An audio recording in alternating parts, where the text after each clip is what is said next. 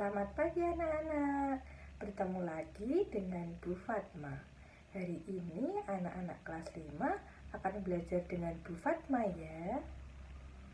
Untuk mengawali pembelajaran pada pagi hari ini, mari kita mulai dengan berdoa. Berdoa dimulai.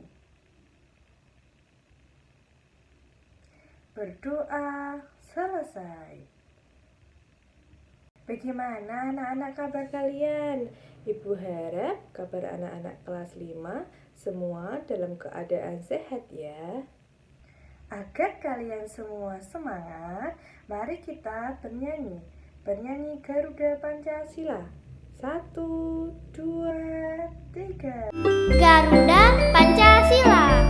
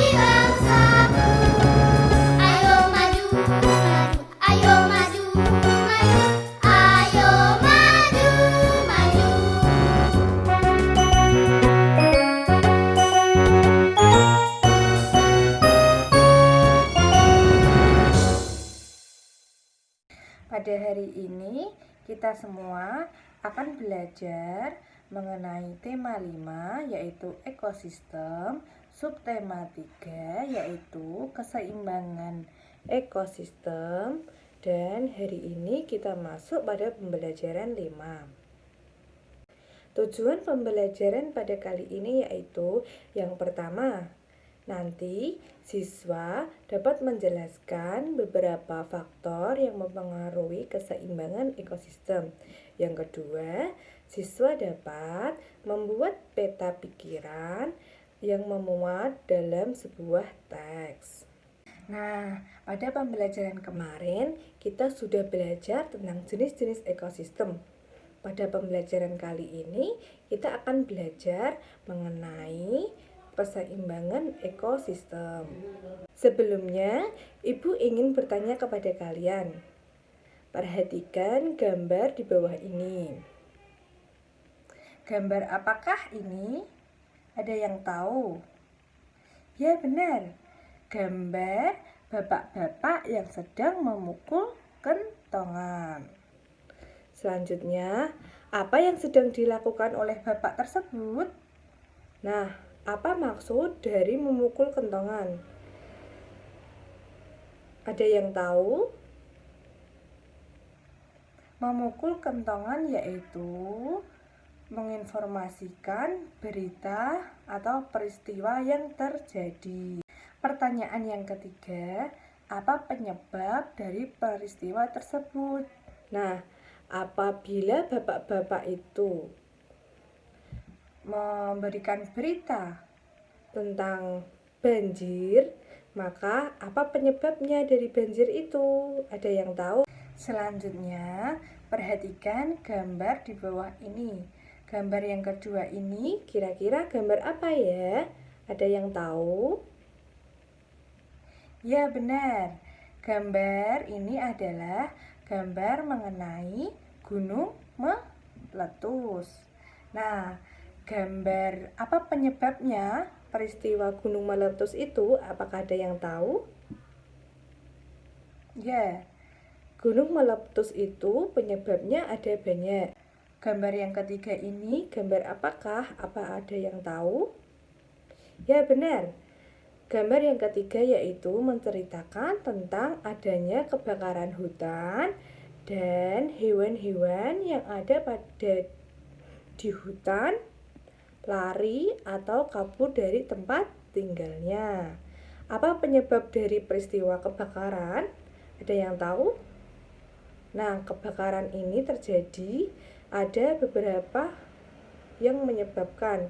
Salah satunya bisa karena disebabkan oleh manusia, ada juga karena cuaca yang panas, dan lain sebagainya.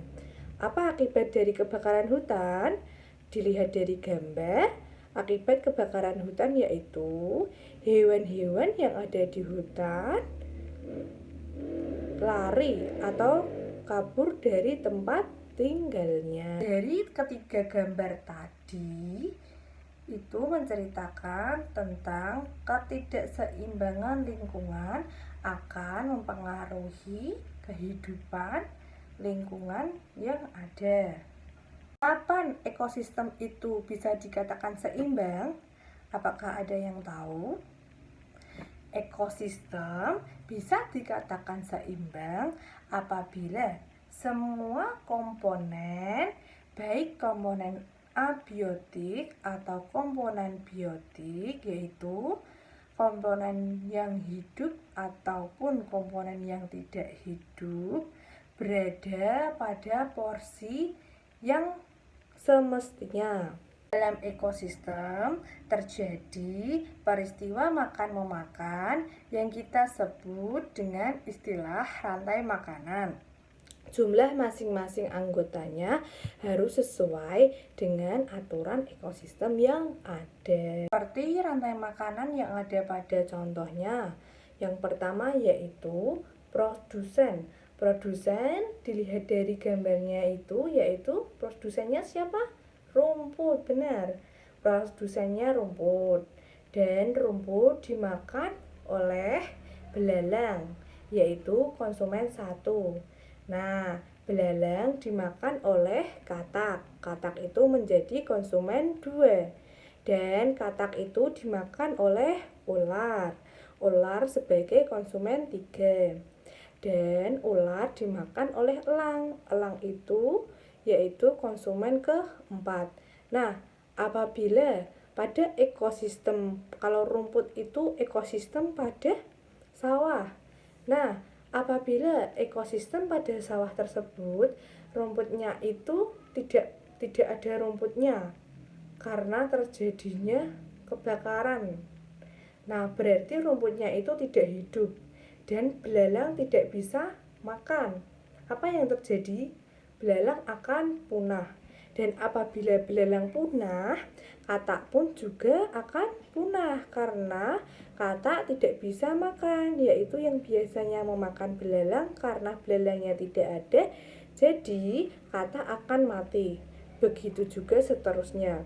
Jadi kerusakan lingkungan itu juga akan mempengaruhi makhluk hidup yang lainnya. Jadi kita harus menjaga keseimbangan ekosistem yang ada di lingkungan. Faktor-faktor penyebab perubahan keseimbangan ekosistem itu ada 2 faktor, yaitu faktor alami dan faktor manusia. Apa sih faktor alami itu? Faktor alami yaitu faktor yang disebabkan oleh peristiwa alam. Peristiwa alam ada yang menimbulkan bencana, yaitu juga disebut dengan bencana alam. Contohnya bencana alam yaitu letusan gunung berapi, banjir, tanah longsor, kebakaran hutan, badai, dan tsunami. Nah, banjir itu akan mengganggu keseimbangan ekosistem pada laut. Dan apabila terjadinya tsunami juga akan mengganggu ekosistem laut. Apabila terjadinya letusan gunung berapi, itu akan mempengaruhi keseimbangan ekosistem yang ada di hutan atau di lereng gunung berapi. Faktor yang kedua yaitu faktor manusia. Terdapat beberapa kegiatan manusia yang secara tidak langsung akan mempengaruhi keseimbangan ekosistem, yaitu contohnya penebangan pohon-pohon di hutan. Itu akan mempengaruhi keseimbangan ekosistem yang ada di hutan. Yang kedua yaitu adanya pembakaran hutan. Nah, apabila pohon-pohon yang di hutan itu dibakar, maka itu akan mengganggu keseimbangan ekosistem yang ada di hutan. Yang ketiga yaitu perburuan hewan hutan. Nah, apabila kita melakukan pemburuan hewan yang ada di hutan, itu juga akan mengganggu keseimbangan ekosistem yang ada di hutan. Yang terakhir yaitu pembuangan sampah secara sembarangan. Nah, apabila kita melakukan pembuangan sampah secara sembarangan itu akan mengganggu ekosistem sungai. Dilihat dari beberapa faktor tadi, kebanyakan faktor manusia yang banyak mempengaruhi keseimbangan ekosistem. Nah, bagaimana upaya kita agar bisa menjaga keseimbangan ekosistem? Yaitu yang pertama, kita bisa melakukan reboisasi, yaitu penanaman kembali hutan yang gundul. Yang kedua, kita juga bisa melakukan tebang pilih, yaitu menebang pohon-pohon yang ada di hutan dengan memilah-memilih. Kita boleh menebang pohon itu yang sudah tua-tua, dan apabila terpaksa semuanya harus ditebang, maka kita harus melakukan yaitu reboisasi, penanaman kembali. Yang ketiga yaitu kita bisa menjaga kelestarian hutan. Selain itu, upaya yang kita lakukan yaitu kita bisa tidak membuang sampah sembarangan. Karena dengan membuang sampah sembarangan itu bisa mengganggu keseimbangan ekosistem di sungai. Dan kita juga tidak boleh menggunakan bom atau pekat harimau untuk menangkap ikan. Kenapa? Karena apabila dalam menangkap ikan kita menggunakan bom atau racun, maka ekosistem yang ada di sungai atau laut itu akan terkena racun yang kita gunakan dan akan mati semua. Dari teks cerita tadi, kerjakan LKPD 1 dan LKPD 2. LKPD 1 yaitu buatlah sebuah peta pikiran dari teks bacaan yang sudah kalian baca bersama tadi, atau kalian bisa buka yang ada di buku siswa halaman 131. Nah, contoh dari peta pikiran yaitu seperti pada gambar berikut ini. Pertama, kalian bisa menuliskan faktor penyebab perubahan keseimbangan lingkungan. Nah, faktor penyebab perubahan keseimbangan lingkungan di sini ada dua, yaitu faktor manusia dan faktor alami. Jika kalian sudah mengerjakan LKPD 1, silakan pekerjaan kalian kalian foto dan dikirimkan melalui Google Form. Untuk LKPD 2 dan soal evaluasi, silakan kalian kerjakan di Google Form yang sudah Ibu kirimkan. Ibu kira pembelajaran kita kali ini cukup sekian dulu ya anak-anak. Kalian jangan lupa belajar dan tetap jaga kesehatan. Untuk mengakhiri pembelajaran pada pagi hari ini, mari kita berdoa.